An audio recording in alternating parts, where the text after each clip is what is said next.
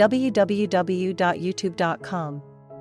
The morning sun cast a golden hue over the city as Alex and I made our way to the local luxury mall.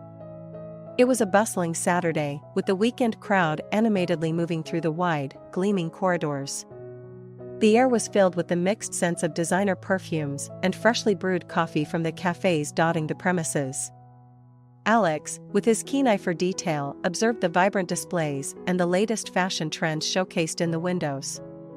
Despite his youth, he had an old soul that appreciated the beauty in everyday moments. "Mom, look at that display," Alex pointed towards a high-end electronics store, his eyes sparkling with interest. "That's the latest gaming console. Heard it's got some groundbreaking features." I smiled, watching his enthusiasm bubble over. "Maybe we can take a look later. Remember, we're here to find you new school shoes and a birthday gift for Aunt Sarah." He nodded, a grin still plastered on his face. "Deal. But you have to admit, it's pretty cool." Our conversation flowed seamlessly as we navigated through the mall. Despite the opulence that surrounded us, our lives were a testament to hard work and perseverance. I had climbed the ranks to become a successful architect, a journey that taught me the value of dedication and resilience. It was a lesson I hoped to impart to Alex, who had already shown a maturity beyond his years. As we walked past a chic cafe, the aroma of coffee tempted us to take a break. "How about some coffee and cake?" "My treat," I suggested, eager for a moment of respite.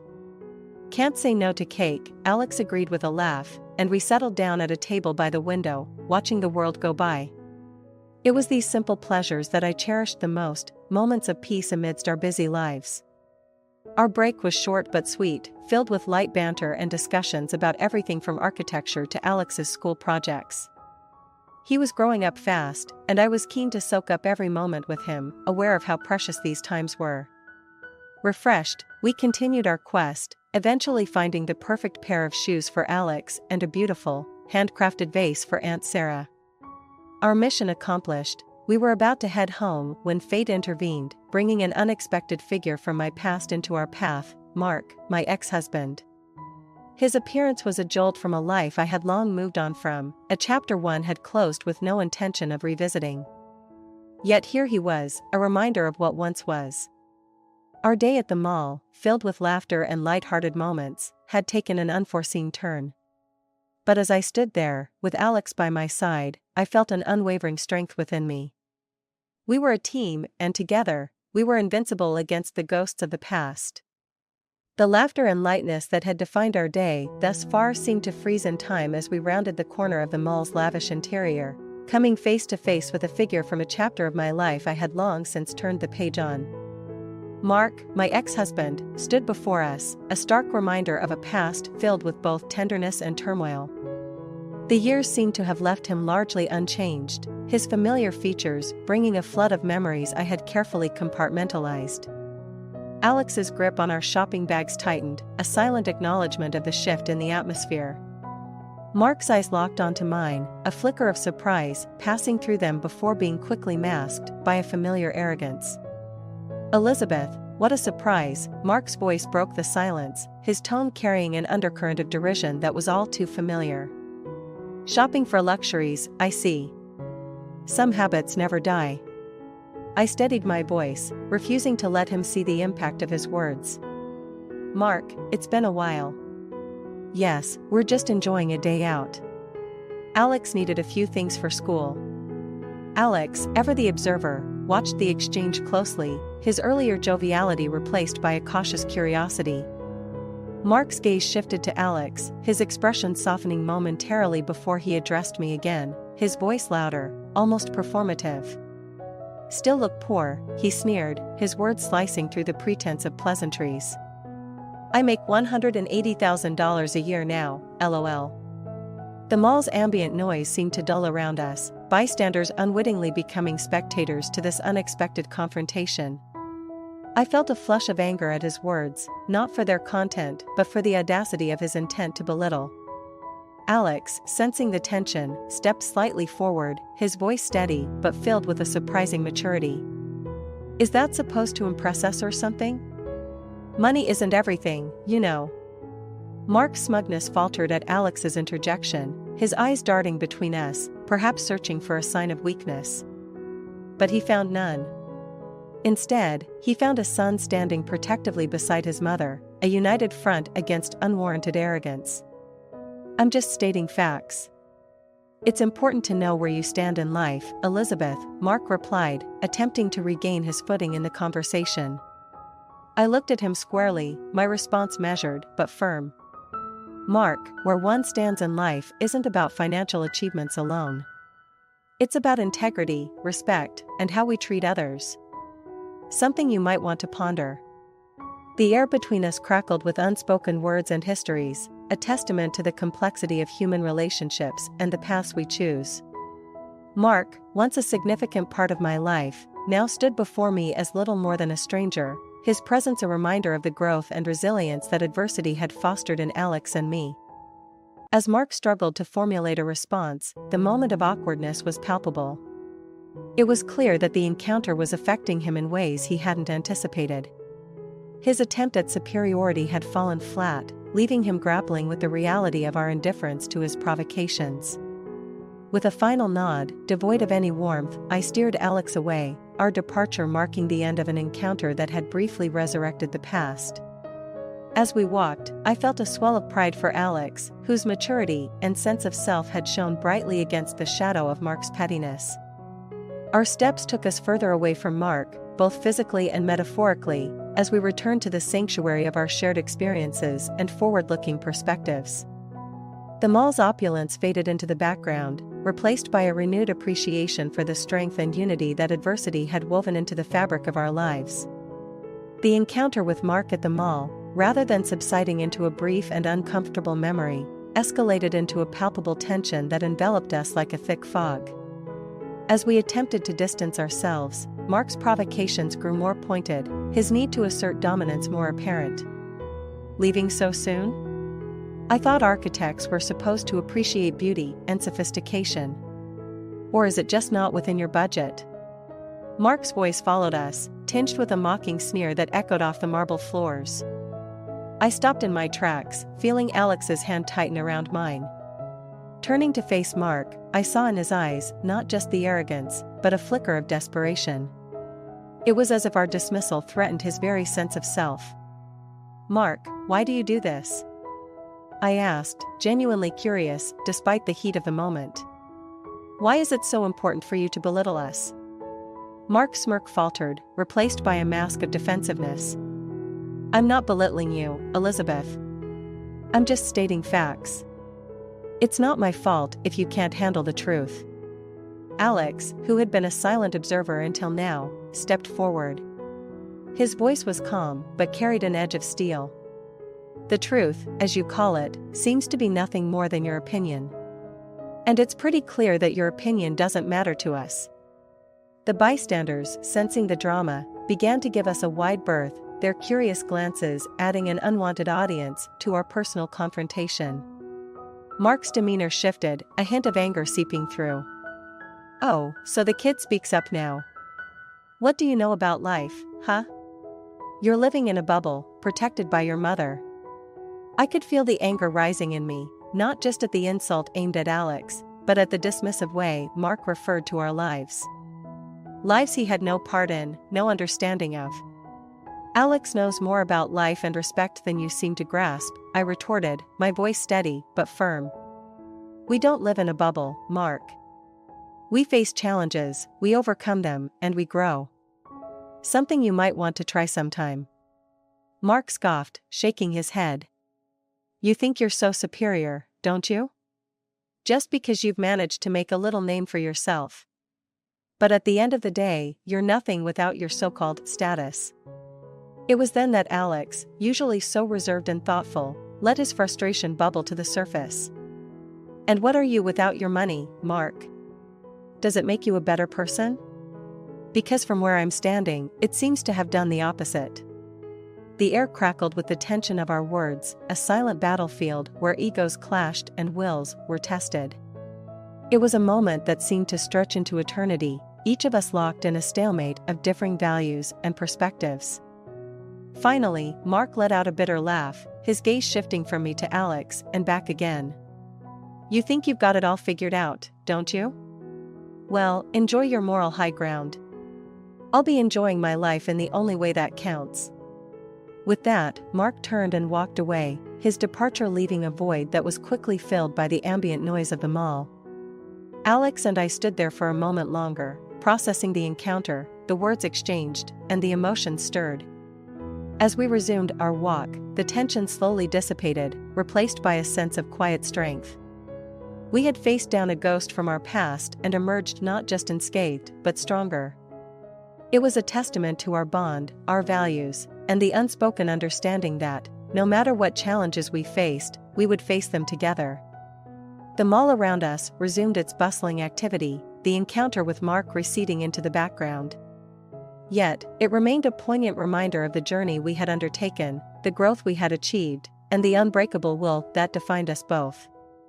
As Mark's retreating figure melded into the crowd, a veil of silence enveloped Alex and me, a stark contrast to the heated exchange that had just transpired.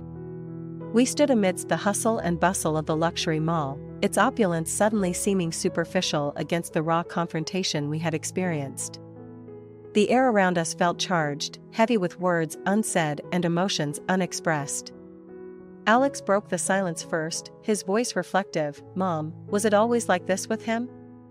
I sighed, turning to face him, seeing the maturity in his eyes that belied his years. "Not always, Alex. But differences in values and priorities can create chasms too wide to bridge. Today, you stood up for us, for our values. I couldn't be prouder." He nodded, processing this.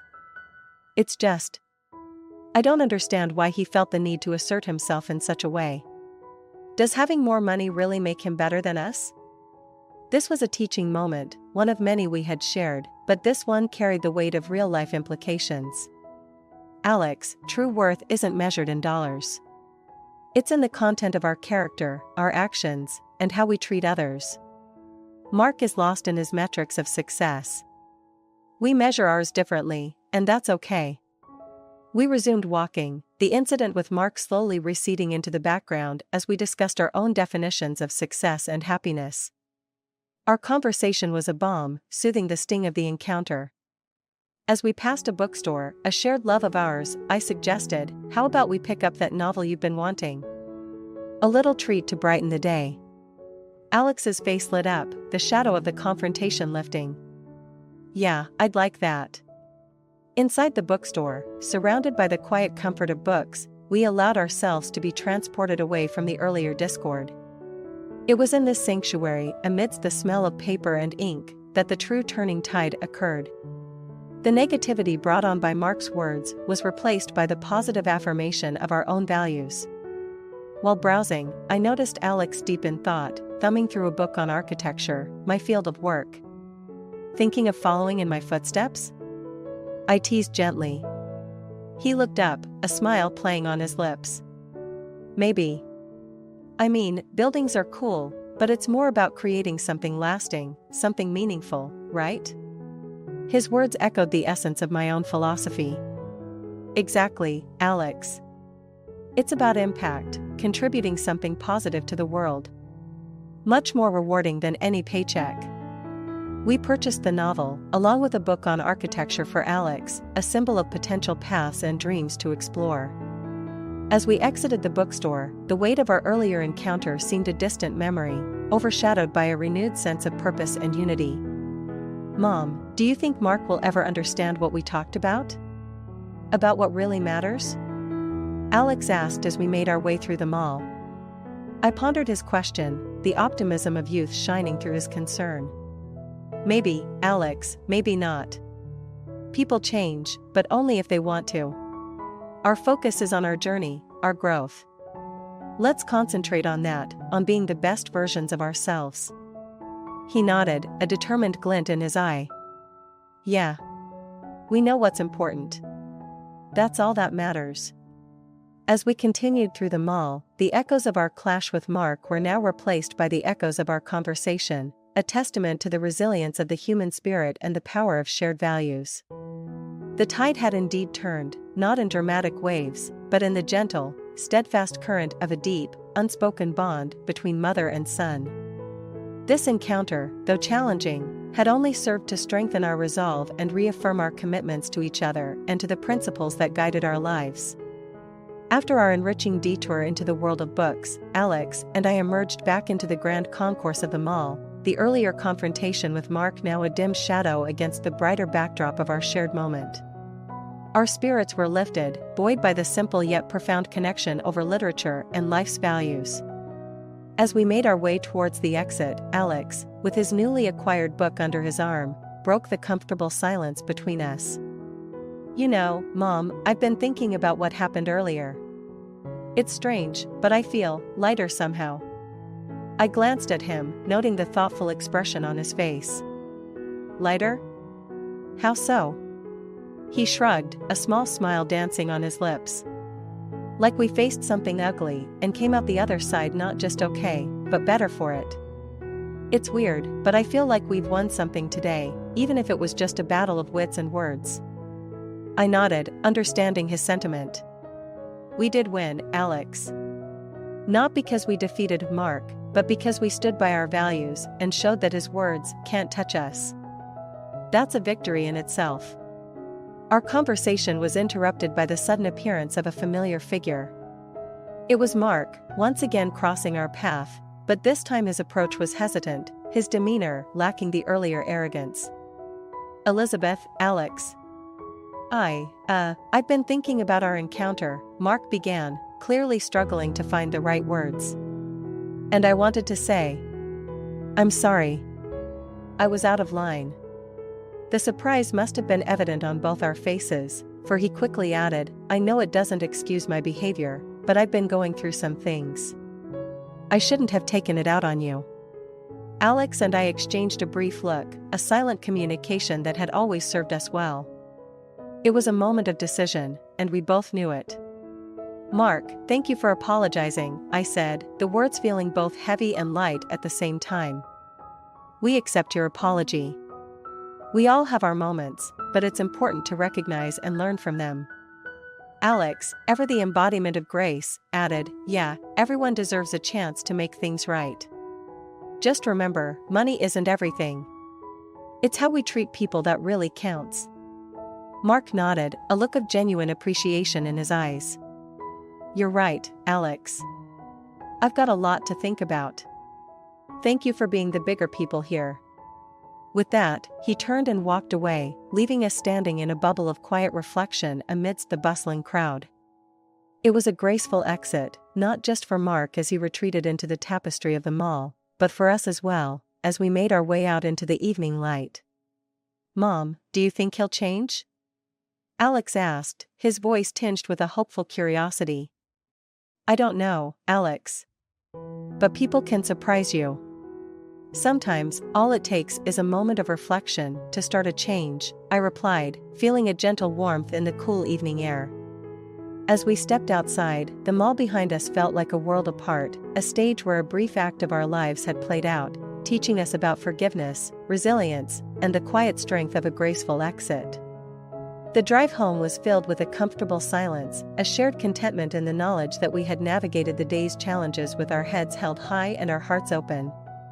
The sunset painted the sky in hues of orange and pink, a beautiful close to a day that had started out like any other but had become a testament to the enduring power of love, respect, and understanding. Alex leaned back in his seat, his earlier contemplation replaced by a peaceful ease. "Today was a good day, Mom." In a weird, roundabout way. I smiled, reaching over to squeeze his hand. "Yes, Alex, it was a very good day indeed." As the car hummed along the road, the city lights twinkling like distant stars against the night sky, Alex and I shared a companionable silence, each lost in thoughts stirred by the day's unexpected journey. The confrontation at the mall, the clash of wills with Mark, and his subsequent apology had woven a complex tapestry of emotions and reflections. Yet, as the distance from those moments grew, so did a sense of clarity and purpose. "Mom?"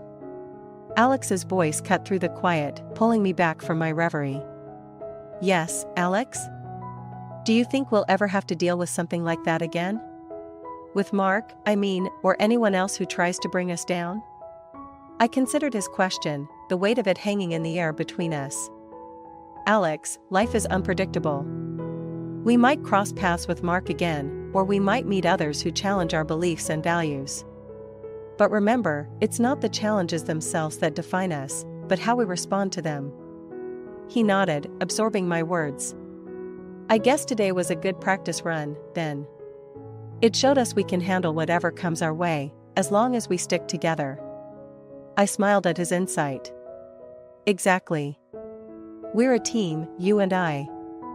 And there's a strength in that, a resilience that can't be easily broken. The conversation shifted then, as we began to talk about the future, about the dreams and goals that lay ahead. Alex spoke of his burgeoning interest in architecture, inspired not just by the books we had purchased but by the deeper understanding of what it meant to create and contribute to the world. I've been thinking, maybe I could join you at the firm one day. Start as an intern, learn the ropes. What do you think? His voice was tentative, seeking approval. The thought warmed my heart. I think that would be wonderful, Alex. There's so much I could teach you, and I know you'd bring a fresh perspective to our projects. Let's explore that idea more when we get home. As we talked, the night deepened, wrapping us in a comfortable darkness that felt like a cocoon, shielding us from the outside world. Our conversation meandered from career paths to more immediate plans, like our upcoming vacation and the projects we wanted to tackle around the house. By the time we pulled into the driveway, a plan had begun to form, a plan not just for the coming weeks, but for the years ahead. It was a plan built on hope, ambition, and the unshakable bond between a mother and her son. Stepping out of the car, we paused for a moment, looking up at the stars that peppered the night sky. It was a reminder of the vastness of the universe and the endless possibilities it held. Mom, it was a lot. But I'm glad we went through it together. Alex's voice was soft, reflective. I wrapped an arm around his shoulders, drawing him close. Me too, Alex. Life is a journey with its ups and downs, but it's the people we share it with that make it worthwhile. We stood there a while longer, basking in the silent beauty of the night, before finally heading inside. The events of the day had tested us, challenged us, but in the end, they had brought us closer, solidifying our resolve to face whatever the future might hold. As I tucked into bed that night, the echoes of our conversations filling my thoughts, I felt a profound sense of peace. We were moving forward, not just as individuals, but as a unit, ready to embrace whatever adventures lay on the horizon. Our journey was far from over, but I knew that together, there was nothing we couldn't face.